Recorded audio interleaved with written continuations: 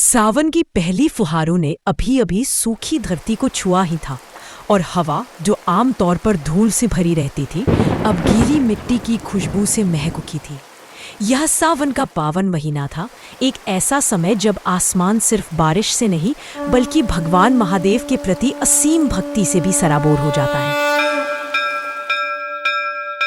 पुराने बरगद के पेड़ों के बीच बसे एक छोटे से साधारण मंदिर में पंडित जगन्नाथ नाम के एक वृद्ध पुजारी रहते थे। उनके दिन प्रार्थना, मंत्रोच्चार और उस साधारण शिवलिंग की देखभाल की लयबद्ध नृत्य में बीते थे, जो पीढ़ियों से इस मंदिर का हृदय रहा था। हालांकि यह सावन कुछ अलग महसूस हो रहा था। हवा में एक शांत प्रत्याशा तैर रही थी, एक ऊर्जा की गुनगुनाहट जो मंदिर की छत पर बारिश की लगातार धमक के साथ गूंज रही थी। एक विशेष रूप से भारी दोपहर, जब बारिश इतनी तेज हो रही थी कि बाहर की दुनिया की रूपरेखा धुंधली हो गई थी, एक युवती मंदिर में आई। उसका नाम लता था और उसकी आंखों में दुख था। उसने अपने बच्चे को जीवन से खो दिया था। लता ने महादेव की कृपा के बारे में सुन रखा था कि वह परम उपचारक और दिलासा देने वाले हैं। पंडित जगन्नाथ ने उसके गहरे दुख को भांपते हुए उसे बैठने के लिए जगह दी और एक दयालु मुस्कान दी। उन्होंने धीरे से कहा, बच्ची, सावन एक ऐसा समय है जब महादेव का आशीर्वाद स्वतंत्र रूप से बहता है। अपना दिल उनके सामने खोल दो और वह सुनेंगे। लता, उसकी आवाज आंसुओं से रुंधी हुई भी, अपनी हानि की कहानी सुनाने लगी।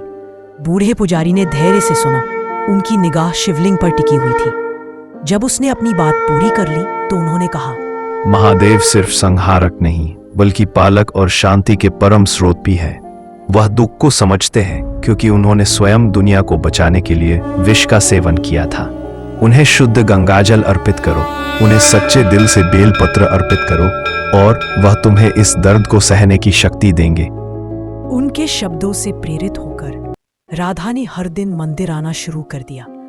सावन की लगातार बारिश के बावजूद वह गोमती नदी से इकट्ठा किए गए गंगाजल के एक छोटे बर्तन और ताजी तोड़ी गई बेलपत्र की पत्तियों को लेकर गड्ढों से होकर चलती थी।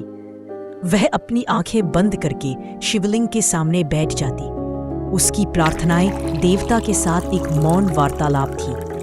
उसने अपने बच्चे को वापस लाने के लिए नहीं कहा, इसके बजाय उसने शांति के लिए, स्वीकृति के लिए और अपने दर्द को सहने की शक्ति देने के लिए प्रार्थना की। जैसे जैसे सावन के दिन बीतते गए, राधा के भीतर कुछ बदल गया। दुख की शुरुआती तेज पीड़ा धीरे धीरे कम होने लगी। आंसू अभी भी बहते थे, लेकिन अब वे असहनीय दर्द के साथ नहीं थे। उसने दोहराव वाले अनुष्ठान में ओम नमः शिवाय के लयबद्ध जप में और शिवलिंग की अटूट उपस्थिति में एक शांत सुकून पाया। एक शाम जब बादल छंटने के बीच क्षण भर के लिए चंद्रमा दिखाई दिया और मंदिर पर चांदी सी चमक बिखेर रहा था, राधा ने अपने ऊपर एक गहरी शांति महसूस की। उसने एक कठोर देवता को नहीं बल्कि एक दयालु पिता को देखा जो उसके दुख को गले लगा रहा था। उसे एहसास हुआ कि सावन केवल पानी और पत्तियों को चढ़ाने की बाहरी क्रिया के बारे में नहीं था। यह अपने दिल, अपनी कमजोरियों और अपनी आस्था की आंतरिक भेंट के बारे में था। यह दैवीय इच्छा के प्रति समर्पण के बारे में था। यह समझने के बारे में था कि हानि में भी एक गहरा उद्देश्य था, एक गहरी शांति थी जिसे पाया जाना था। जब सावन का अंतिम दिन आया तो राधा शिवलिंग के सामने खड़ी थी। उसका दिल महीनों में सबसे हल्का था। वह अभी भी दुखी थी, लेकिन उसके भीतर एक नई समझ विकसित हुई थी। महादेव ने उसके बच्चे को जादुई रूप से वापस नहीं लाया था, लेकिन उन्होंने उसे कुछ और भी कीमती दिया था, आंतरिक शांति और आगे बढ़ने की लचीलापन। पंडित जगन्नाथ ने उसके शांत चेहरे को देखते हुए मुस्कुरा दिया।